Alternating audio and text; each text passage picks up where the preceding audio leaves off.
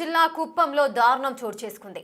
శ్రీనాథ్ అనే వ్యక్తిని దారుణంగా హతమార్చి తన ఇంట్లోనే పూడ్చిపెట్టినట్టుగా ఆనవాళ్లైతే గుర్తించారు.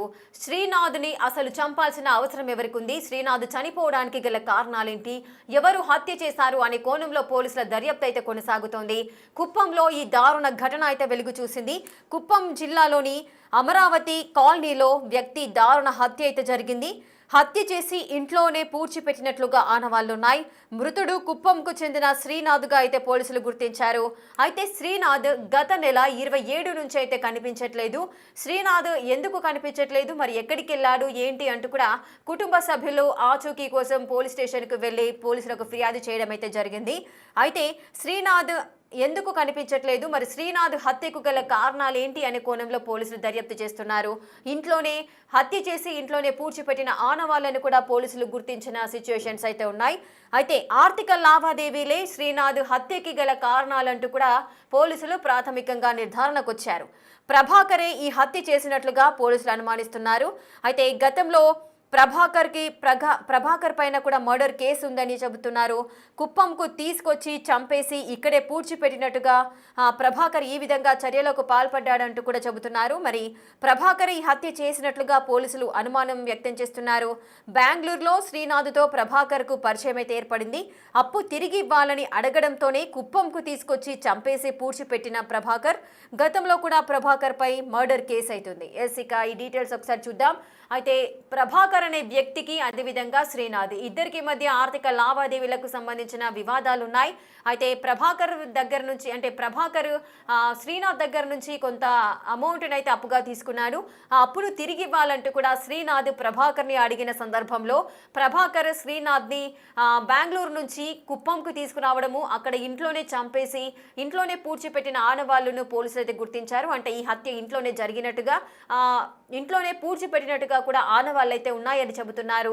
మరి ప్రభాకర్ ఎందుకు ఈ విధమైన పనికి పాల్పడ్డాడు అనే విషయానికి వచ్చినట్లయితే ప్రభాకర్ పైన ఆల్రెడీ ఒకటి మర్డర్ కేసు ఉంది అని కూడా పోలీసులు అయితే చెబుతున్నారు. మరి ప్రభాకరే ఈ మర్డర్ చేసి ఉంటాడంటూ కూడా అనుమానం అయితే వ్యక్తం చేస్తున్నారు. మరి నిజంగానే ఆర్థిక లావాదేవీలే ఈ మర్డర్కి గల కారణాలా, ఇంకేదైనా కోణం ఉందా అనే సిచ్యువేషన్ అయితే తెలుస్తోంది. మరి పోలీసులు ఈ ఘటనకు సంబంధించి ఏమంటున్నారు, కుటుంబ సభ్యులు ప్రభాకర్ పైన ఎటువంటి ఆరోపణలు చేస్తున్నారు, ఆల్రెడీ ప్రభాకర్ పైన మర్డర్ కేసు అయితే ఉంది. మరి ఇంత దారుణంగా హత్య చేయడానికి కేవలం ఆర్థిక లావాదేవీలే కారణమా, ఎందుకు ఈ విధమైన గొడవకు దిగారు, అంటే బెంగళూరు నుంచి తీసుకొచ్చి కుప్పంలో హతమార్చాల్సిన అవసరం ప్రభాకర్కి ఎంత మేరకు ఉంది. సో ఈ విషయాలన్నిటిని గురించి పూర్తి డీటెయిల్స్ మా ప్రతినిధి దామోదర్ అందిస్తారు.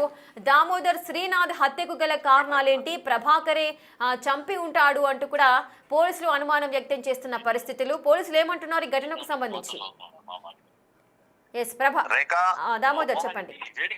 రేఖ, కుప్పంలో ప్రభాకర్ అమరావతి కాలనీలో నివాసం ఉంటాడు. అతను బెంగళూరుకు చెందిన శ్రీనాథ్ అనే వ్యక్తి వద్ద నుంచి 40 లక్షల రూపాయల అప్పుగా తీసుకున్నాడు. ఈ నేపథ్యంలో గత సంవత్సరం కాలం నుంచి అప్పు కోసం అతను తిరిగి చెల్లించమని ప్రభాకర్ అడగడము, ప్రభాకర్ రేపు మాపని వాయిదాలు వేయడం జరిగింది. ఈ నేపథ్యంలో ప్రభాకర్ వద్దకు శ్రీనాథ్ ఏదైతే కుప్పం వచ్చాడు, కుప్పంలోనే అమరావతి కాలనీలో ప్రభాకర్ నివాసం ఉంటాడు. ఈ సందర్భంగా ప్రభాకర్ కు శ్రీనాథ్ మధ్య మాట పెరిగింది. ప్రభాకర్ శ్రీనాథ్ ను చంపివేసి సమీపంలో ఒక నిర్మాణంలో ఉన్న ఇంట్లో పూడ్చిపెట్టినట్లు సమాచారం. దీంతో ఏదైతే వారం రోజుల క్రితం వెళ్ళిన తమ భర్త కనిపించకపోవడంతో బెంగళూరులో శ్రీనాథ్ భార్య పోలీసులకు ఫిర్యాదు చేయడంతో శ్రీనాథ్ యొక్క కాల్ డేటాను, ఫోన్ ట్రేస్ ను బట్టి అతను ఫోన్ చివరకు కుప్పం అమరావతి కాలనీలో ఆగిపోయిందని గుర్తించిన కర్ణాటక పోలీసులు కుప్పం పోలీసును అలర్ట్ చేయడంతో కుప్పం పోలీసులు దర్యాప్తు ప్రారంభించారు. ఈ దర్యాప్తులో భాగంగా అతను ప్రభాకర్ ను కలిసినట్లు గుర్తించారు. ప్రభాకర్ ను కస్టడీలోకి తీసుకుని విచారిస్తే అసలు వాస్తవం బయటపడింది. అతన్ని ఏదైతే ప్రభాకర్ శ్రీనాథ్ ను చంపివేసి సమీపంలో నిర్మానుష్యంగా ఉన్న ఒక ఇంట్లో పూడ్చివేసినట్లు సమాచారం ఇవ్వడంతో ప్రస్తుతం ఆ ఇంటి వద్దకు పోలీసులు చేరుకున్నారు. అయితే భార్య అదేవిధంగా కర్ణాటక నుంచి పోలీసులు వచ్చిన తర్వాత మృతదేహాన్ని వెలికి తీస్తామని చెప్పారు. మొత్తం మీద గతంలో కూడా ప్రభాకర్ మీద ఒక హత్య కేసు ఉంది. ప్రభాకర్ యొక్క వ్యవహారం దుందుడుకుడుగా వ్యవహరిస్తాడు, గొడవలు అంటూ కూడా స్థానిక పోలీసులు చెప్తున్నారు. రేఖ, దామోదర్ అయితే ఇంట్లోనే చంపేసి పూడ్చిపెట్టిన ఆనవాళ్లు ఉన్నాయంటున్నారు. ఆ ఇల్లు ఎవరికి సంబంధించింది, నిజంగానే ఆ ఇంట్లోనే మృతదేహం ఉందా ప్రెసెంట్?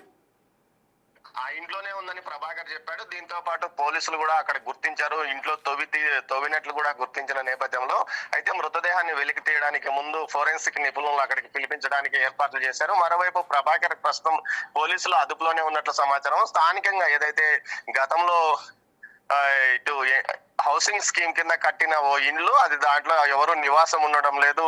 ఒక కొత్త ఇల్లు నిర్మాణంలో ఉన్న ఇంటిలోనే ఈ విధంగా పూడ్చిపెట్టడం జరిగింది. దీనికి సంబంధించి అయితే ఆ ఇంటికి సంబంధించిన యజమానులు కూడా పోలీసులు పిలిపిస్తున్నట్లు తెలుస్తుంది. మొత్తం మీద అయితే కుప్పంలోని అమరావతి కాలనీలో ప్రభాకర్ ఈ దారుణానికి పాల్పడ్డారని పోలీసులు చెప్తున్నారు. దీనికి సంబంధించి పోలీసు ఉన్నతాధికారులు ఏదైతే కుప్పం డిఎస్పీ పార్థసారథి కూడా ఘటనా స్థలానికి చేరుకొని పరిశీలిస్తున్నారు. మరోవైపు ఏదైతే ఈ కేసుకు సంబంధించి బాధితులు అంటే హత్యకు గురైన శ్రీనాథ్ బంధువులను భార్య పిల్లలను కూడా బెంగళూరు నుంచి రావడంతో కొంత ఆలస్యంగా మృతదేహాన్ని వెలికి తీస్తారంటూ కూడా చెప్తున్నారు.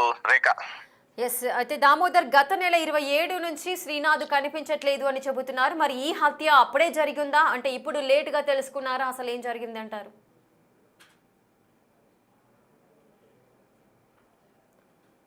ఇక చిత్తూరు జిల్లా కుప్పంలో దారుణ హత్య అయితే జరిగింది. అమరావతి కాలనీలో దారుణ హత్య జరిగింది. హత్య చేసి ఇంట్లోనే పూడ్చిపెట్టిన ఆనవాళ్లున్నాయి. మృతుడు కుప్పంకు చెందిన శ్రీనాథ్గా అయితే పోలీసులు గుర్తించారు. శ్రీనాథ్ గత నెల 27 నుంచి అయితే కనిపించకుండా వెళ్లారు. కుప్పంలో శ్రీనాథ్ కుప్పం వాసి అని కూడా చెబుతున్నారు పోలీసులు. మరి అటు ప్రభాకర్కి అదేవిధంగా శ్రీనాథ్కి బెంగళూరులో పరిచయం అయితే ఏర్పడింది. కాస్త ఆర్థిక లావాదేవీలే ఈ గొడవకు, ఈ దారుణ హత్యకు గల కారణాలు అంటూ చెబుతున్నారు. మరి అక్కడి నుంచి అప్పు అడిగిన నేపథ్యంలోనే శ్రీనాథ్ను బెంగళూరు నుంచి కుప్పం వరకు తీసుకొచ్చి ఒక ఇంట్లో చంపేసి అక్కడే పూడ్చిపెట్టిన ఆనవాళ్లు ఉన్నాయని పోలీసులు చెబుతున్నారు. అటు ఫోరెన్సిక్ సిబ్బంది, పోలీసులు వాళ్ళ యొక్క సహాయంతో అదేవిధంగా శ్రీనాథ్ కుటుంబ సభ్యుల సమక్షంలోనే ఆ మృతదేహాన్ని బయటికి తీసే అవకాశాలు అయితే కనిపిస్తున్నాయి. హత్య చేసిన హంతకుడు ఎవరైతే ఉన్నారో ఆ ప్రభాకర్ని ప్రజెంట్ అయితే ప్రభాకర్ పోలీసుల అదుపులోనే ఉన్నారు. ఇక పోలీసుల అదుపులోనే ఉన్నారు. మరి దీనికి సంబంధించి అసలు పోలీసులు ఏమంటున్నారు అనే విషయాన్ని గురించి ఒకసారి చూద్దాం. ప్రభాకర్కి గతంలో కూడా అతనిపైన మర్డర్ కేసు ఉంది అని చెబుతున్నారు. మరి మర్డర్ కేసు ఉన్న వ్యక్తి ఏ విధంగా బయటకు వచ్చారు, గతంలో కూడా జైలుకు వెళ్ళొచ్చారా, ఈ విషయాలు కూడా తెలియాల్సిన పరిస్థితి ఉంది. మరి గతంలో మర్డర్ కేసు ఉన్న ప్రభాకర్కి అదేవిధంగా శ్రీనాథ్కి అసలు పరిచయం ఎప్పుడు ఏర్పడింది, గత నెల 27 నుంచి శ్రీనాథ్ కనిపించకుండా వెళ్లారు అని చెబుతున్నారు. మరి గత నెల 27 నుంచి కూడా పోలీసులకు కంప్లైంట్ ఇవ్వడం జరిగిందా కుటుంబ సభ్యులు, మరి పోలీసులకు ఎప్పుడు కంప్లైంట్ చేయడం జరిగింది, శ్రీనాథ్ యొక్క హత్య ఎప్పుడు జరిగింది, అంటే 27 నుంచి ఇప్పటి వరకు ఇన్ని రోజుల టైంలో ఏం జరిగింది, దీనికి సంబంధించిన వివరాలు కూడా పాయింట్ టు పాయింట్ తెలియాల్సిన అవసరం ఉంది. ఇక చిత్తూరు జిల్లా కుప్పంలో ఈ దారుణం అయితే చోటు చేసుకుంది. కేవలం ఆర్థిక లావాదేవీలే ఈ హత్యకు గల కారణాలని చెబుతున్నారు. అప్పు అడిగిన నేపథ్యంలోనే బెంగళూరు నుంచి శ్రీనాథ్ అనే వ్యక్తిని కుప్పంకి తీసుకొచ్చి ఒక ఇంట్లో హతమార్చి అదే ఇంట్లో ఎవరికి కనిపించకుండా ఇంట్లోనే పూడ్చిపెట్టిన ఆనవాళ్లు ఉన్నాయి. సో మరి నిజంగానే అక్కడ మృతదేహం ఉందా లేదా అనే కోణంలో కూడా పోలీసులు అయితే వెరిఫికేషన్ జరుగుతోంది. అటు కుటుంబ సభ్యులను కూడా పిలిపించారు. వాళ్ళు బెంగళూరులో ఉంటారు, శ్రీనాథ్కి సంబంధించిన కుటుంబ సభ్యులు. అటు బెంగళూరు నుంచి కుటుంబ సభ్యులు వచ్చిన తర్వాత అటు ఫోరెన్సిక్ టీంని కూడా పిలిపించి అందరి సమక్షంలో మృతదేహాన్ని వెలికి తీసే ఏర్పాట్లు అయితే జరుగుతున్నాయి.